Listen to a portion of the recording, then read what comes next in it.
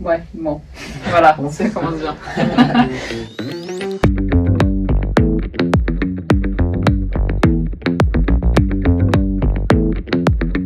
Bonjour, Aurélie Fournier, j'ai 33 ans, j'habite à Laravoir.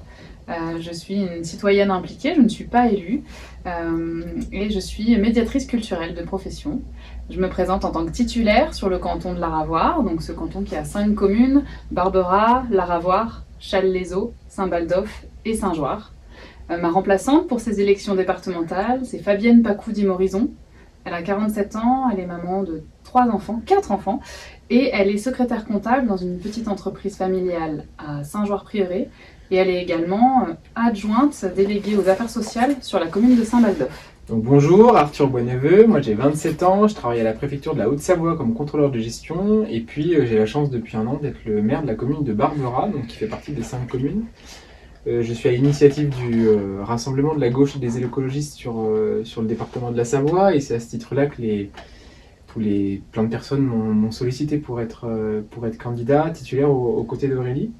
Mon remplaçant, c'est Gilles Cicero, il est habitant de Challes-les-Eaux, il est agriculteur paysan, boulanger bio. Les valeurs de la gauche, de l'écologie et des citoyens sont vraiment celles qui m'animent depuis toujours. J'ai la chance de pouvoir être le maire de Barberat et de ne cumuler aucune autre fonction élective. Et je crois que dans cette élection, dans notre canton, c'est assez singulier par rapport à nos adversaires. Quand on se présente à une élection départementale, on s'engage sur un programme départemental. Et je crois que notre singularité avec Aurélie, c'est d'avoir des propositions sur l'ensemble des sujets et pas uniquement sur des propositions qui concernent uniquement le canton de Laravoir. Parce qu'une fois qu'on sera élu, on va devoir se positionner sur les aménagements cyclables en Maurienne, en Tarentaise.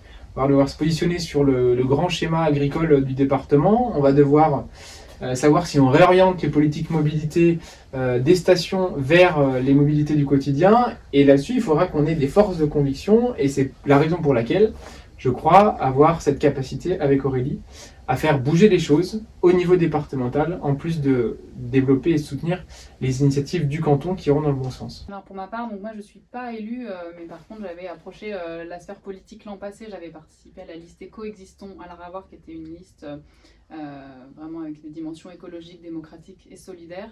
Donc voilà, moi c'est vraiment en tant que citoyenne que je m'implique, que j'ai envie de pouvoir à travers l'échelon politique, faire bouger des choses, m'impliquer davantage. Et c'est vrai que les compétences du département, elles me parlent très franchement. Voilà, professionnellement, je suis formée dans la culture, le social, c'est vraiment des thématiques aussi sur lesquelles j'ai envie de pouvoir apporter des choses. Et c'est vrai que ce rassemblement de la gauche et des écologistes et les valeurs qu'on veut porter ensemble, elles correspondent à tout ce qui m'anime au quotidien. Donc ça avait vraiment sens pour moi quand on m'a proposé de m'engager dans cette aventure avec Arthur. Alors l'un des premiers axes, c'est pour nous le développement des mobilités douces. Le département, dès qu'on rentre dans une ère urbaine, se désengage complètement de l'aménagement des routes. Or, c'est souvent là le maillage important qui fait que les personnes refusent d'utiliser la marche à pied ou le vélo parce que les transports sont trop dangereux. Et c'est sur cette thématique-là qu'on souhaite s'engager pour faire en sorte que nos routes départementales soient sécurisées, pour qu'on puisse avoir un accès au collège, au lycée ou au centre-ville de manière tout à fait sécurisée, pour que les personnes puissent lâcher leur voiture individuelle. C'est vrai que là, avec la crise sanitaire, on a une crise sociale qui s'aggrave et qui va s'aggraver dans les prochains mois et prochaines années. Donc il faut vraiment agir dès maintenant.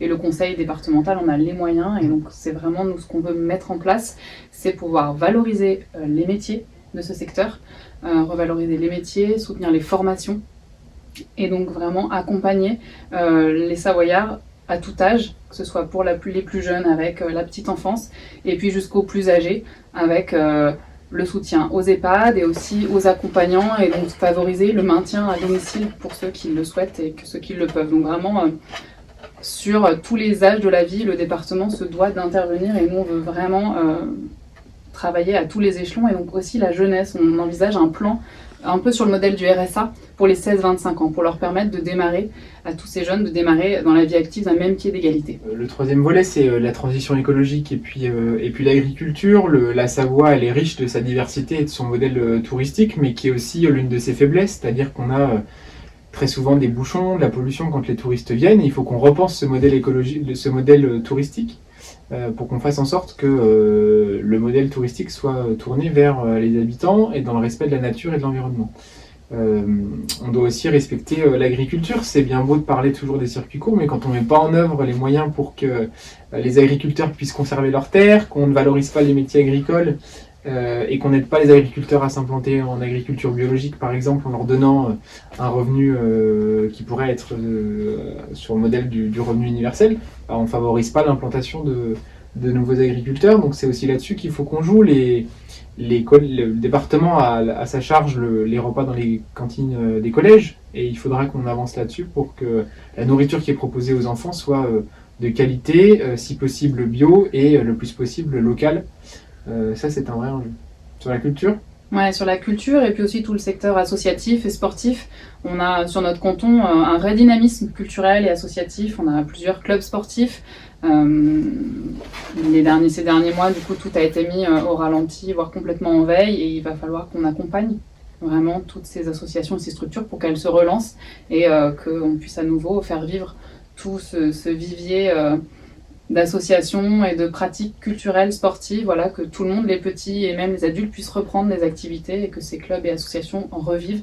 Donc il va falloir vraiment qu'on les accompagne et qu'on mette des choses en place pour que tout ça puisse se relancer. Et il va aussi falloir qu'on n'oublie pas les professionnels, notamment dans le secteur de la culture et les artistes, et qu'on continue à soutenir et le plan culturel ambitieux qui était en place et qu'on le développe davantage pour que tous les artistes puissent continuer à aller sur l'ensemble du territoire, proposer des spectacles, être accueillis, aller à la rencontre des jeunes avec des séances scolaires, des résidences, des projets artistiques et culturels sur tout notre territoire.